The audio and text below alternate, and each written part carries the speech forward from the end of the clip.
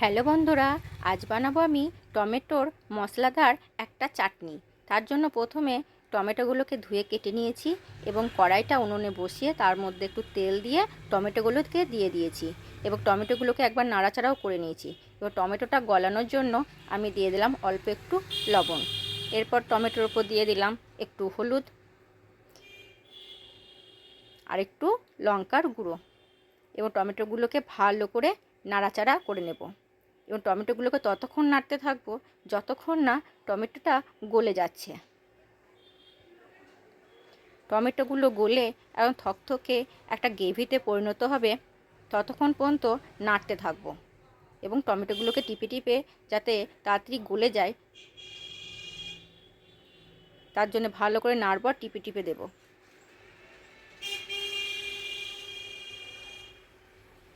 এই চাটনিটা দারুণ, আমার তো খুব ভালো লাগে।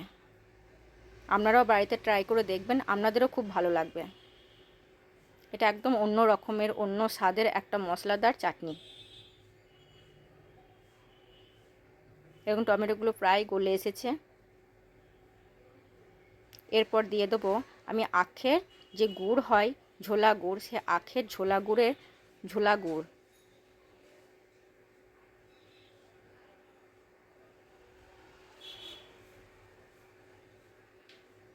এর মধ্যে দিয়ে দিলাম আখের ঝোলা গুড়। এটাকে ভালো করে নাড়াচাড়া করে নেবো এবং সম্পূর্ণভাবে যেন গলে যায় টমেটোগুলো। কারণ টমেটো গলে গিয়েছে প্রায়।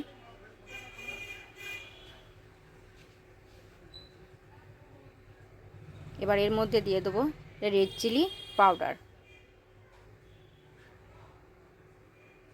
এতে রঙটা লাল রঙের হবে, দেখতেও সুন্দর লাগবে, এটা খেতেও কিন্তু খুব সুন্দর।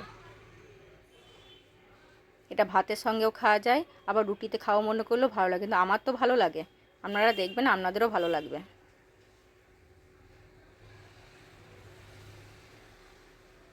দেখুন টমেটোগুলো গলে গিয়েছে, চাটনিটা হয়ে গিয়েছে, একদম তৈরি চাটনি। বাই বন্ধুরা,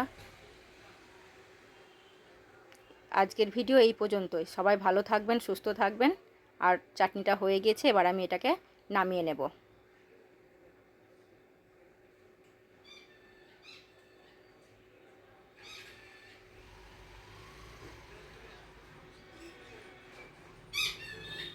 এই দেখুন তৈরি।